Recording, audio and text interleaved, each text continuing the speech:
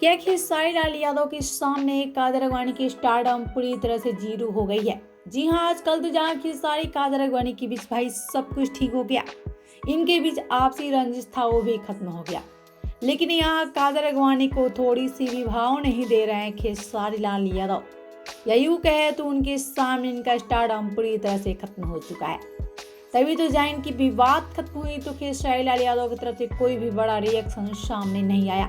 तो वहीं बात करें कादर अडवाणी के बारे में, तो कादर अडवाणी खुद में इतराती नजर आई। जी हाँ, जैसा कि आप सभी देखे होंगे खेसारी कादर अडवाणी की साथ वाली वीडियो, जहां कादर अडवाणी के साथ में खेसारी एकदम गंभीर बैठे नजर आते हैं, तो कादर अडवाणी खेसारी के सामने उछल कर बात करती नजर आती हैं।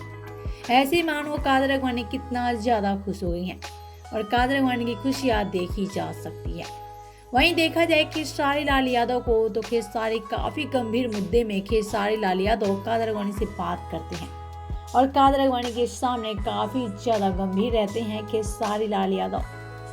अब भाई इस मुद्दे पे बात किया जाए तो खेसारी लाल यादव के सामने कादर अडवाणी की स्टारडम बिल्कुल भी शून्य हो गई है।